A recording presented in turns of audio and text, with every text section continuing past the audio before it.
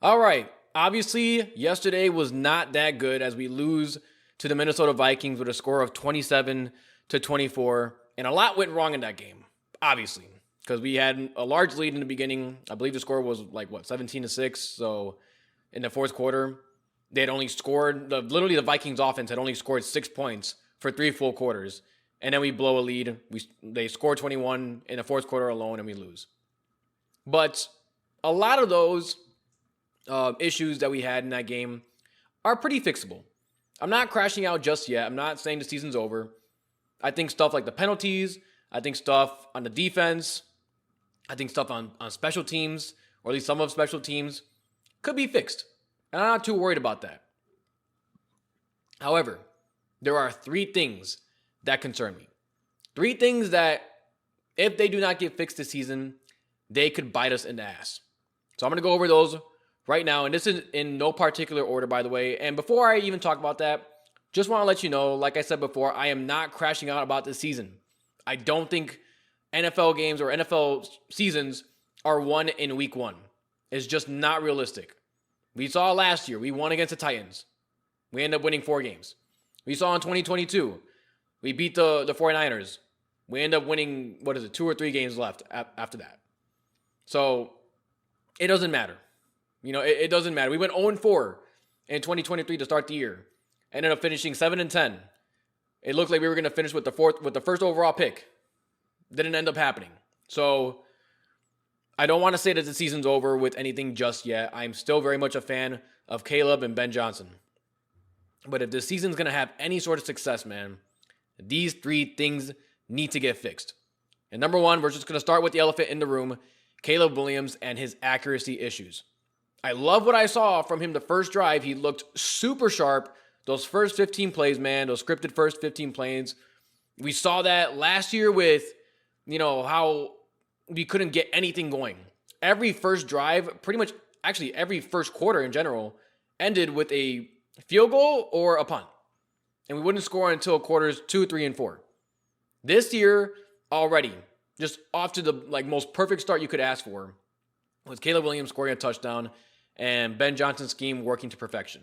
We had Brian Flores in hell for the first half. It was pretty good. And then came the accuracy issues. Obviously, it comes down to a couple of other things which I'm going to talk about, but Caleb Williams, man, there's a lot of misreads and a lot of really, when I specifically talk about Caleb Williams, I'm talking about his accuracy. And this surprises me because he wasn't bad in college when it came to it. He didn't have accuracy issues in college. So I'm not really sure if this is because of him still trying to shake off last year, because maybe the coaching staff just really wasn't that good at teaching him how to throw or have good mechanics. His footwork's off, whatever the case may be. But he needs to clean that up, man. If he has any chance of being a top tier QB in this league, he needs to clean up his intermediate and deep passes. This has been a problem all last year. It needs to get solved this year. I'm not saying he has to go out there this year and be Peyton Manning or Tom Brady or Aaron Rodgers level of accuracy, but we can't have that many throws on 4th down or a DJ Moore wide open touchdown or a Rome Odunze screen pass or a guy over the middle. We can't have all these inaccuracies. We drafted the number 1 overall because he actually excelled in those areas. So it's very concerning, or it's very weird actually, more than anything, that he has these issues now. So if he wants to be a top QB, man, he needs to fix that, which it's tough to teach that, but I trust in Ben Johnson to help him out with that. And I trust the coaching staff to be able to help him improve in those areas. So moving on from Caleb Williams, I just want to get that one out the way. The second thing that I'm worried about, and really what I'm more worried about probably than anything else, maybe, is our kicker, Cairo Santos, which that was probably one of the last things I would have said. If going into the season, I thought Cairo Santos was the guy. We knew that he had a really weak leg, and I knew at some point that would be an issue, but he made up for it with his accuracy. And just like Caleb Williams today, his accuracy was an issue. Obviously, we don't go for it on 4th down. We could have tied the game, but we get a 50-yard field goal, which, yes, a 50-yard field goal is not a chip shot by any means. But if you are that weak of a kicker, where 55 yards is essentially a 65-yard field goal for anybody else, you better be super accurate pretty much all the time. That's all we can do for you. Like, that's all you can do for us. I mean, the only thing you can do is be accurate because you don't have the leg to kick 60 yards. And we saw yesterday that Cairo Santos struggled in that game. I mean, even with the first kick that he made, it barely went in. It was so close to hitting the uprights. It was starting to give me flashbacks of Cody Parkey, man. It was unbelievable. I didn't think he could be that inaccurate. And I get it's the Windy City of Chicago, but Will Riker just kicked a 59-yard field goal last night, and actually I think he holds the record for the longest field goal made at Soldier Field, and it's not a Chicago Bears kicker. That's a problem. I love Cairo Santos. I love what he's done ever since he's been in Chicago. But if he can't clean up, I know we extended it this past offseason, but if he doesn't clean up his accuracy issues, which has been on a slight decline ever since last year, to like the middle of last year, if he doesn't clean that up, man, he really could be on his way out. And we could be looking to draft a kicker next year or signing somebody else in free agency. So we'll see about that, man. That's his weakness and his leg always concerned me, but I thought it wouldn't be an issue because he was just super accurate. Now, he still statistically is, but if this trajectory continues, it's not looking well for him. And the third and final thing, which is really the big thing for the Chicago Bears offense, our run game.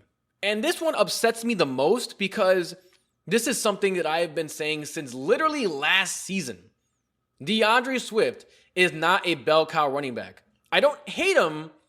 I don't hate him as a running back on our team. Yes, he's overpaid. I don't mind him because he can still, provide production in the receiving game. I think he's an excellent receiving back. I think he's really good in open space, always juking out guys, hurdling players. He's good at times, but as a bell cow running back, as a guy that has to run between the tackles, including his vision, is terrible. Both of those things, when it comes to him being a bell cow running back, just make up for a terrible running back room. And it hurts when you don't even give rookie Kyle Monangai that Ben Johnson had been raving about all offseason not a single carry. Instead, you give 3 carries to DJ Moore, which, fine, if you want to use him like Deebo Samuel, that's cool for a couple of plays. I don't necessarily have a problem with that. But Monangai is there. And I'm not saying Monangai would have ran for 150 yards and he would have changed the outcome of this game. I just don't know that. I just don't understand why we didn't use him like not once.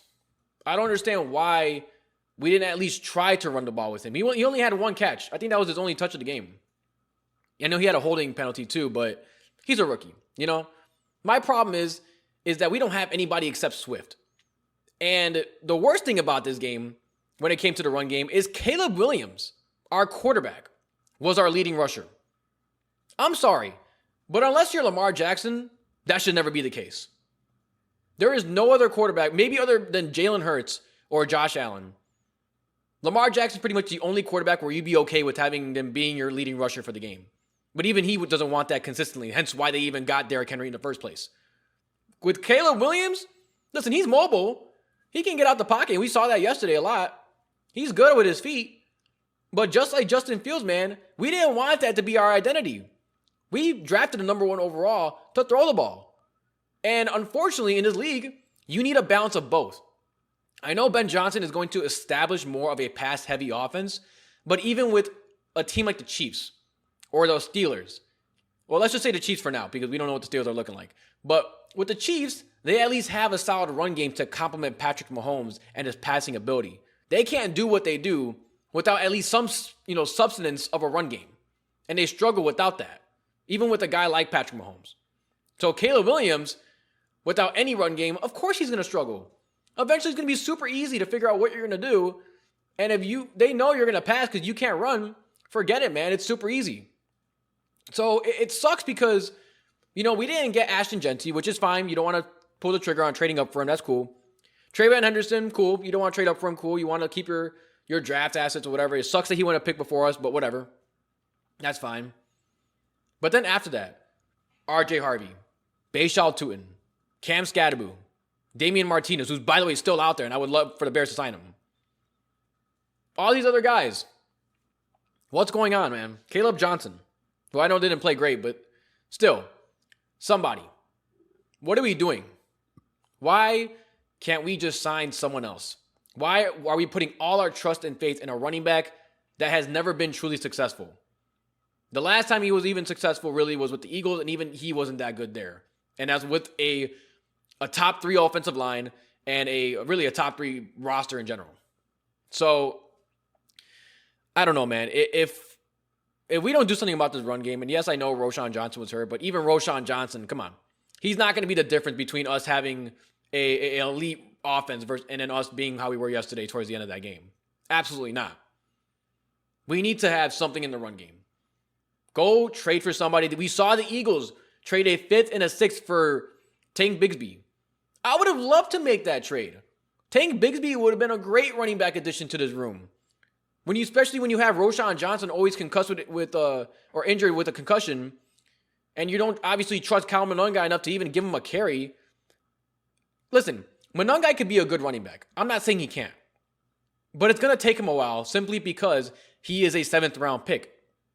And unfortunately, every game that he isn't productive enough to help out in the run game, whether it's because he's just not that good, at least not right now, or, Ben Johnson doesn't give him any carries, whatever the case may be, every game longer that it takes for him to do that, to get to that level where we need him to be, is another game that Caleb Williams most likely has to do this, being our leading rusher. And if that happens all season, man, that is going to be disastrous. And on top of that, it's going to get Caleb injured. We saw that happen with Justin Fields every single year. Great with his feet, but with any quarterback, with Anthony Richardson, with Lamar Jackson, with Josh Allen, with Cam Newton, we saw with him, one of the strongest quarterbacks, most athletically gifted quarterbacks of all time. Running the ball all the time you will eventually run out of gas. So we need to fix that, man. Somehow, some way. It's going to be tough because I don't see us making a move for anybody. We could have signed Nick Chubb on a cheap deal or J.K. Dobbins on a cheap deal, and we did nothing. We did absolutely nothing. Ryan Poles, please make a move at running back. I don't care what you got to do at this point. Trade for Jonathan Taylor somehow, or trade for a Tank Bigsby level player out there. Something to give us some substance of a run game. We cannot have Caleb being our main rusher anymore. I don't want to see that anymore this season, man. But let me know what you guys think, man. Do you agree with those 3 concerns? And do you have any other bigger concerns with this team? Obviously, those weren't the only 3, but those were like my top 3 in no particular order. But bear down, I'm out.